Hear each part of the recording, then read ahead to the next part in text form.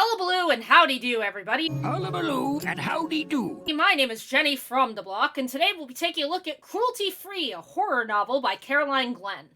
This was another Libby read I read. I was initially iffy on the premise. I'm a bit turned off by horror books that give off like they're trying to very obviously convey a social message, and I kind of smelled that on this one. For the record, I don't have an issue with horror discussing social messages and themes and whatnot. It's very common in the genre in general. But I feel like there's a certain section of horror books in the modern day that really struggle to convey these themes and issues in a way that doesn't bash you over the head with them. They also sometimes discuss these things in a very, alienating way, I guess I could put it. Like in telling a story surrounding women's issues, they'll make every single man the protagonist encounters an asshole who hates or is cruel to women.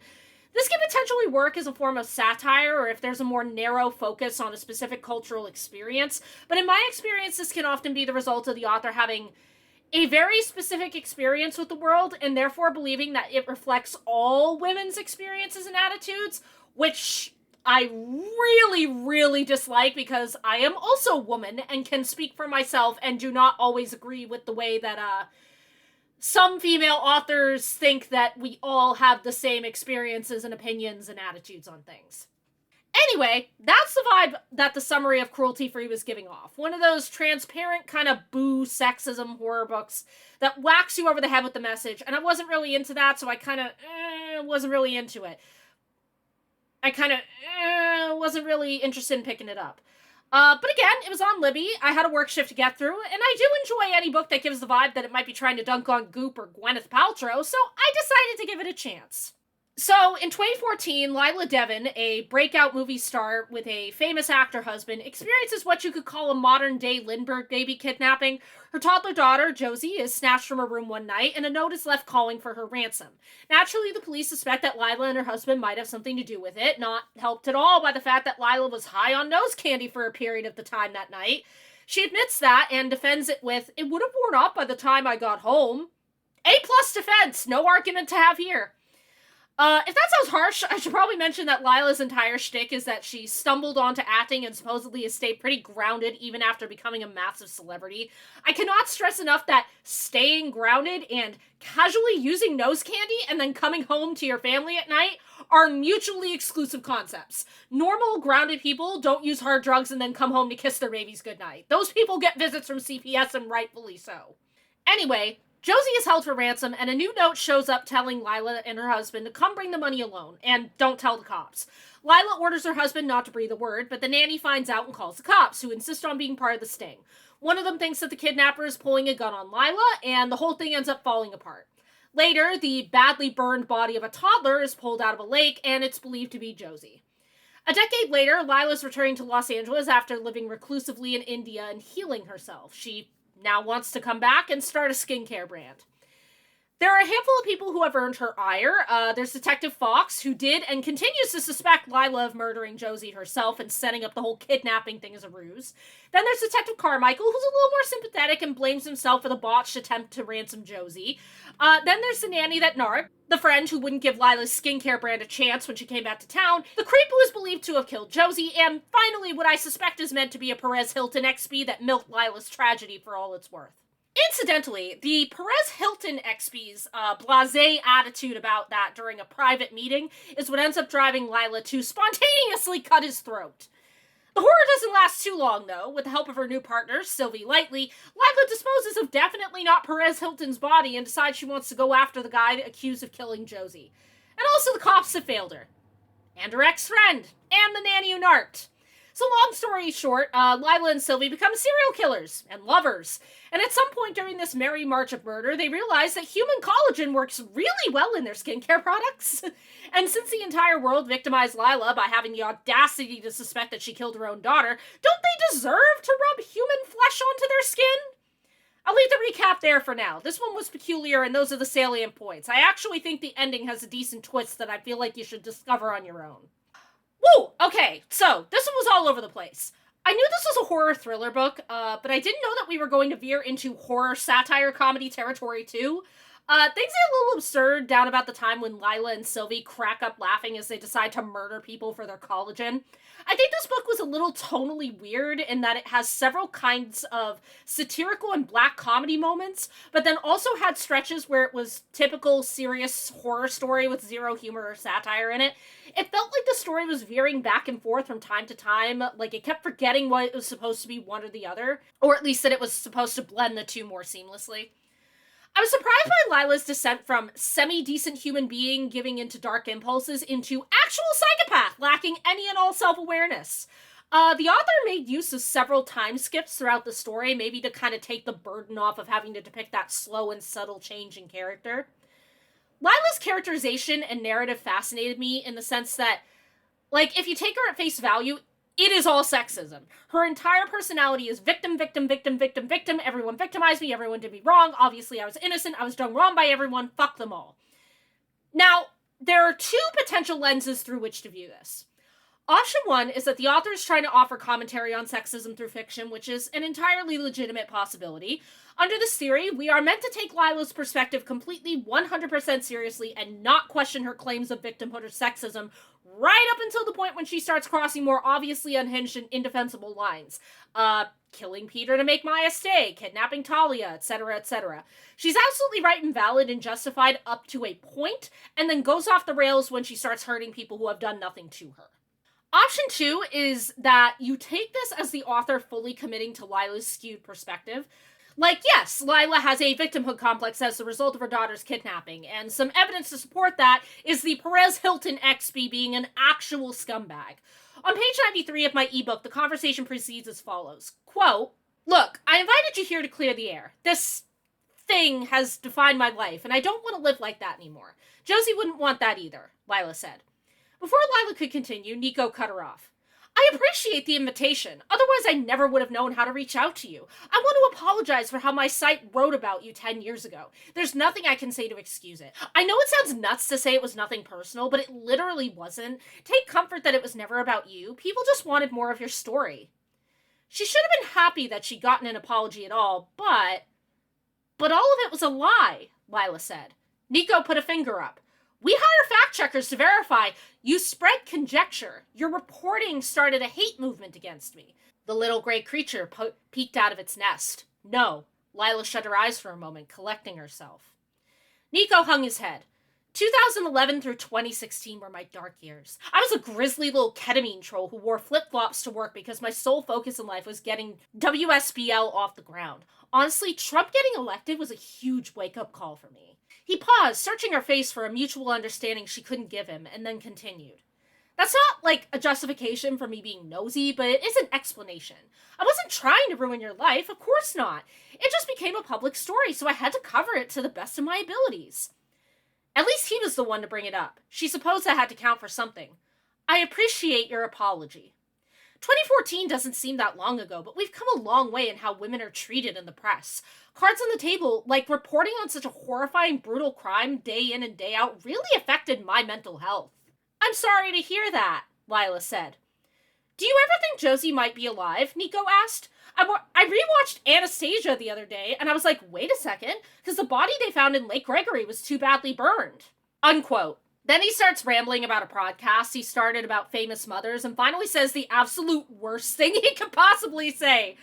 Quote, "And when you reached out, I thought, wouldn't it be so amazing and inspiring if you guested on an episode where we talk about moms who, don't have any children?" The piercing sound in her ears was deafening. Lila could only make out sputtering noises. This time, when the heat in her chest rose and rose until it reached her throat, she was too weak to fight it. Lila weak, the little gray creature finally gained the power to burst out of her chest. It tarred her soul and its hands became hers and it sewed her mouth shut. Lila picked up the box cutter she'd been using for Glob's starter kits, reached across the coffee table and slit Nico's throat. Unquote. He is being a total tool who, despite his apologies, is clearly unempathetic and not grasping how his behavior and reporting impacted Lila during an unbearable part of her life. He actually has the audacity to suggest that Lila guest star in his podcast as a mom who doesn't have a kid, which is arguably the most disgusting and unhinged way to say that Lila's daughter was murdered. So we have a logical stepping stone there, and furthermore, it's emphasized that Lila's choice to kill him was extremely sudden, and she panics afterwards. The audience, generally speaking, will probably sympathize with Lila's desire to kill Nico because he is awful, and she didn't go into the conversation intending to do that. I further sympathize with her about the armchair detectives on social media because they are a scourge, and I do not like them, and I don't blame her for having a certain attitude of, fuck all these people who accuse me of killing my daughter, human flesh under eye cream for them, the bastards. The number of true crime addicts who vastly overestimate their understanding of the law and ability to solve a crime from their living room without all the evidence the police have is ridiculous, and I think they often underestimate their ability to damage the lives of the people they're making up and spreading these rumors about. The police involvement is where we start to get more complex as far as our perspective on Lila's behavior goes. We get some concrete suggestions that the police fucked up the crime scene, so Lila does have some legitimate gripes here. Detective Fox is portrayed as a dick who still thinks Lila is guilty, and this perspective is somewhat validated by Carmichael saying that Fox was very green when this case came around, but then he says that Fox and his wife just had a kid, so there's some empathy in the sense of this is hitting close to home for him. He is angry on Josie's behalf and wants to go after a woman that he thinks murdered an innocent child. Detective Carmichael is more overtly sympathetic, but wavers back and forth on whether or not he thinks Lila is guilty. He then, like Lila, blames himself for the botched ransom attempt. Now, as far as them suspecting Lila goes, I need you to look at this from the detective's perspectives. We have a pair of actors whose baby daughter has gone missing. And Lila, I really need to stress this, was on nose candy that night. As in, she was taking a 100% illegal drug the night her daughter disappeared. And she defends this with, well, the effects would have worn off by the time I got home, so I wouldn't have been high by then. Actually, you know what? Let me just redo the full bit from page 49 of my ebook version. The specific example is Nick Fox being interviewed for the oral history of Josie's kidnapping, so it's him talking as a narrator. Quote, "It may not have been intentional," I said. "I asked her if she'd been doing cocaine the night that Josie was abducted. She knew she couldn't lie. She said yes. I asked her when she last ingested it. 10:15 probably," she said. "If you think I got high and killed my daughter, the effects only last 15 minutes. I didn't get home until after 11. "Usually," I said, "it lasts 15 minutes. Do you use cocaine regularly?" "Absolutely not," she said. Like I expected her to. I said, "Some users, especially if they're inexperienced and take too much, can experience severe side effects that last up to 4 hours. Cocaine psychosis is a real condition that can cause violent thoughts, and violent thoughts can become violent actions." She was speechless. She was a rich, famous actress. This is probably the first time in her life someone had dared to question her. "Is this an interrogation?" she asked. I was honest. I said, "Everyone in this house is a potential suspect. We haven't ruled out anyone." Unquote. Take yourself out of Lila's POV for a second and ask yourself, if any other parent in the USA who was not rich and famous had their kid go missing and it turned out that they were on an illegal street drug that same night, would you not find that suspicious? Would you not question their judgment if they then tried to defend it by saying, well, it would have worn off by the time I got home, so no biggie. And then she has the nerve to go all shocked Pikachu face when the detective says, "Yeah, actually it is a massive red flag that you were doing cocaina." Can you say cocaina? Right before your kid went missing. That's very suspicious and weird, and I do actually have to question whether or not you might have had something to do with it. Parents kill their kids all the time. It's an evil fact, but it is a fact. The vast majority of murdered children are killed by a family member, and that makes sense because who, generally speaking, has the most access to a child? Who is most likely to be excused for child abuse under the idea that it's discipline? How many homes have kids been pulled out of because they were being abused for years and the parents were only just recently caught? How many have shaken their babies and toddlers in a moment of rage? What's more, you have famous cases like Susan Smith, who claimed her little boys were in the backseat of her car when it was carjacked, only for it to be eventually revealed that she strapped those kids into the backseat of her car and sent it rolling into the lake. Then you have Diane Downs, who claimed that she was driving on a dark country road with her kids. She pulled over because a guy flagged her down, then fought him as he tried to hijack the car, only for him to shoot all 3 kids in the back seat. She, of course, only received minimal injuries and was able to get back in the car and drive them all to the hospital. One of the children died, the other 2 sustained major injuries that they're probably still suffering from to this day, and, I mean, you already know where this is going. The mom was the one who shot them. Darlie Routier, Lacey Spears, Michelle Keough, Karen Matthews, all of these women claim that their children were abducted or attacked by someone else, or in Lacey Spears' case, claim that they were sick. and it was found that they were actually responsible for it. I've deliberately selected cases that would have existed before 2014, which is when Josie was kidnapped. Never mind that while the Lindbergh case definitely comes to mind, you could also argue that Josie's kidnapping and subsequent murder also echoes the JonBenet Ramsey case.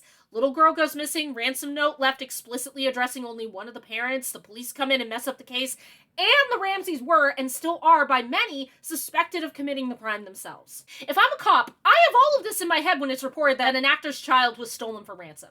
Ransom kidnappings are not very common in America anymore, although I'll grant you that the parents being celebrities would definitely make it more likely, just because they would have more means to pay a substantial price. But realistically, what's more likely? A child being kidnapped for ransom, or a parent killing them, accidentally or deliberately, and then trying to conceal it with a false kidnapping?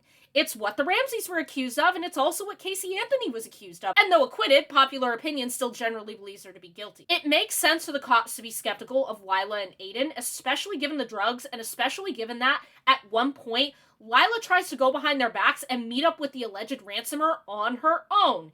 Even though they're celebrities and it is possible that their child was kidnapped for ransom, it's far more likely, from the police's perspective, that the parents had something to do with it. There's this thing that happens in fiction and real life where family members and friends get interrogated by the police after someone they know goes missing, and they're like, wait, you think I had something to do with this? And it's like, yes, bro, what the fuck? What? Slightly unrelated, but when I worked retail, we had certain policies in place to guard against theft, and when we cited those policies to customers, they would always act so shocked, like, I would never do something like that. Do you really think I would steal? Bitch, yes, you're a stranger. I don't know you. You can be lying to my face. People lie all the time to save face. And as it happens, the cops don't know you either. So yes, they have to grill you to make sure that your version of events lines up with what they know to be true. Hell, even if they do know you, they still need to grill you for safety's sake, because sometimes the person you would least suspect of being a murderer ends up being a murderer. It's called doing your due diligence and not making assumptions about innocence or guilt based off an emotion or personal biases. Although Fox was definitely guilty of laying into Lila for that exact reason, because he thought it was her and didn't care to let go of that theory. And one other thing to mention, and this is something else that I kind of go back and forth on. Lila comes across to Fox in that quote that I've cited. His attitude is like, oh, she's a famous celebrity, so I guess it's the first time anybody's ever, actually challenged her on something that she said. I'm not kissing her ass, and that pisses her off. I think that that's an interesting quote to kind of look at, because what it tells me is that, yes, Fox is biased, and that isn't good, but also, that's not the craziest kind of bias to have. You do legitimately, especially since he's living and working in Los Angeles, there are probably, from his perspective, so many entitled celebrities that live in and around him who are constantly thinking that they should be able to get out of trouble because they're famous. And it wouldn't be the first time we've heard about a celebrity trying to leverage their fame to get out of trouble for something, right? So I'm kind of 50-50 in the sense that, yeah, Fox does definitely have a bias, and that's not good. But also, I can kind of empathize with him for having that bias a little bit, because in his mind, it's like, oh, it's another celebrity that thinks they should be above questioning because they're famous and better than the rest of us. But anyway, back to the idea that Lila resents being suspected. In this respect, her offense at their suspicion is actually very realistic. But under the idea that the author is offering a skewed perspective, it also makes sense to have her lack the common sense understanding of, oh, well, of course they have to interrogate me and cast some suspicion my way. They do not know me, and also I've made a bit of a target with myself with the whole nose candy thing. I know I keep coming back to that, but it's just like, goddamn, that really stuck in my craw. Most normal parents would have CPS on their ass immediately if they admitted to using nose candy and then going home to their infant. In fairness, that could be more evidence that the author is feeding us a deliberately skewed perspective. Lila, for all that she's supposed to be a grounded type of celebrity, doesn't get how fucked up it is to openly admit to doing goddamn booger sugar like it's no big deal and the cops are being unreasonable to judge her accordingly. Another potential piece of evidence of a deliberately skewed perspective is Lydia Novak, the nanny. Lila's anger towards her is maybe understandable on an emotional level. Had Lydia not told the police about the attempt to meet the ransomer, Lila would have maybe gotten Josie back, and afterwards, when Josie is found dead, that anger would only fester and feel more righteous. Lydia denied her the only real chance to save her daughter, regardless of whether or not that choice was made in malice. However, at the end of the day, Lydia was stepping in because she genuinely believed that Lila and Aiden were about to do something dangerous, and she didn't want them or Josie to get hurt. But instead of considering that Lydia's intentions were good and that maybe her own judgment might have been flawed, Lila assumes that Lydia is a starfucker for giving the interviews to the press after the fact and decides that she needs to die for this. The only people in this story who are allowed to make mistakes, grow, or experience bias or regret are the ones that Lila sanctions. The people she feels to have hurt her don't get any consideration. Everything she does to them is justified because they fucked up. They hurt her. They failed Josie. And at the end of the day, it's ultimately tied into the fact that Lila can't forgive herself for failing her daughter and finds it easier to project the blame and guilt onto others, which is something that is repeated throughout the narrative, that she failed Josie just like the rest of them. In any case, the point I'm making here is that there is some compelling evidence to suggest that we aren't meant to take Lila entirely seriously throughout this whole book, especially towards the end when it's confirmed that she's made a major mistake about another character. I do suspect that the author was sincerely trying to also maybe make some commentary on how women are treated in the media, double standards, cops are incompetent, yada yada yada, but if that was the case, and it may very well not be, I think it kind of falls apart because Lila ultimately shares some blame for how she ended up being perceived by everybody. If there was any commentary to be made on the beauty industry or celebrity culture, it gets buried under Lila and Sylvie's unhinged antics. I still can't get over the nose candy thing. I can't. She says it so casually, like it's no big deal. Rich people, I fucking swear. For what it's worth, I do also think that the author managed to successfully slip in some shade towards unhinged women who read misogyny into everything. There's this bit towards the beginning of the book when Sylvia is recounting a date with a past boyfriend, and it goes like this on page 107 of my ebook. Quote, Sylvia would chatter away about her ever-depressing dating life like they were old girlfriends catching up. We went to, like, this random Thai restaurant that he's obsessed with, and I was totally cool with that. I like food from other cultures. Like, I love Italian food. But yeah, so I ordered the chicken plate, and I didn't see it on the menu, so I asked if I could have a side of mayo. And the waiter looked at me with this, like, misogynistic, condescending glare and was like, we don't have mayo. And Max was judging me, too. Like, sorry, I like to enjoy food. But it was fine, because we were right next to a gas station, and I knew they would have packets of mayo. So I pretended to go to the bathroom, went to the gas station, and got the mayo. They didn't have packets, so I had to buy a miniature bottle, which obviously wasn't as subtle as I was hoping for, but it still fit in my purse, so it was whatever. When I came back, I realized Max must have thought I was pooping, so I was like, sorry, my skirt split in the bathroom and I had to sew it. He said no worries, and we chatted for a bit, and then the waiter brought out our food. And I swear I tried it without the mayo, but the only stuff to dip it in was this weird spicy peanut thing, and I'm not good with hot stuff. I just, casually squirted a little bit of the mayo on my plate, no big deal. But Max is like, what the fuck is that? Is that mayo? I was like, dude, chill. I mean, seriously, this is why dating women is so much better. He was like, where the fuck did you get that? And I was like, I forgot I had it in my purse. He said, you forgot you had a miniature bottle of mayonnaise in your purse? One thing about me, Lila, I don't like being interrogated. Like, show some respect. I was like, no need for your concern. But when the waiter came by and saw the mayonnaise, he looked legit over my head to my boyfriend, and it was all such patriarchal bullshit. But whatever, I don't believe in passive-aggressive conflict. I apologized to Max after we left, and he said it was fine. When I got home, yeah, I left a Yelp review for the restaurant. I don't care if you're a small business, women have to take a stand. So I gave them half a star.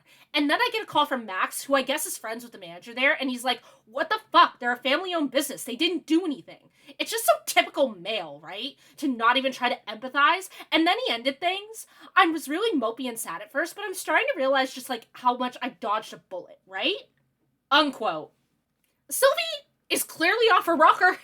They're not being misogynistic. They're wondering why the hell you want mayo with your fucking Thai food. And then you lied and invented a story about ripping your dress so that you could go get mayo from a gas station. They were commiserating over the fact that you're a weirdo putting mayo on your Thai food. And then Max calling her out over that negative review of the restaurant because she felt like women have to take a stand against small family-owned businesses that think you're weird, and suggesting that he's being a typical male by not defending your weird, self-centered behavior. That was refreshing. Honestly, kind of getting back to what I mentioned at the beginning of the video, there are a lot of books, especially in the horror genre nowadays, that have a very obviously feminist bent to them and are more concerned with validating what they believe to be a universal female experience than they are actually depicting women as regular human beings living in the actual real world. Not saying that they can't do that, it's their book and they can do whatever they like, but I am also a lady, and I have been one for nearly as long as Anthony Perkins has been dead, and I'm just saying that some authors seem to believe that all women share the same experiences and therefore should all find books where female characters are just relentlessly blasted with sexism after sexism and misogyny after misogyny, relatable, and I don't. I really, really don't. Do what you want, write your books the way you want. Just be aware that women are not a hive mind and we don't all have the same attitudes and perceptions and sensitivities about the world. I am glad that this book kind of defied my initial expectation of it and didn't lean too hard into the familiar talking points. Anyway, damn, that was a lot. What have I not covered? The choice to have Lila target the people who contributed to the oral history was clever. The oral history list and transcript at the beginning of the book gives us some background about the case and additional character perspectives, and then later on actually becomes an important piece of the story. That was cool. The other characters in the book were interesting, largely in that we spend so much of the book in Lila's head, and then occasionally we veer off and get an alternative perspective on the people we've been led to believe are awful assholes. It kind of drives home the idea that this is a biased narrator stuck in her own head, unable to see things from any other perspective. Sylvie was fascinating, if only because she was an unhinged little gremlin, and I was curious to see if there was a point at which she was gonna turn on Lila and try to kill her. On that note, the couple of twists at the end of the book, which I mentioned earlier, they took me by surprise. I'm not going to explain it because I actually think that the direction that the author takes it in provides a good, worthwhile surprise that you might not predict if you read it yourself. She definitely faked me out, and not to toot my own horn, but that's kind of tricky because I read so much horror and thriller and mystery stuff that I know a lot of the genre's conventions, so sometimes I can see certain things coming. I'm always pleased when an author manages to surprise me without it feeling cheap. I think the ending of the book is ultimately part of why it is that I think we're meant to take Lila's perspective on the world and everything she's been through with a grain of salt. Because she gets hit real hard with a few truths, and it largely undermines a lot of her way of thinking throughout the book. But yeah, so that was Cruelty Free. Again, I find myself feeling like I've said a lot and still not said quite enough about the book, but I do think the end of the book was worth having a look at for yourself, so I don't want to spoil it. I feel like if you're a fan of the substance, you might enjoy this one. But yeah, that'll be it for me. Hope you enjoyed the video, and thank you for watching. Have a nice night.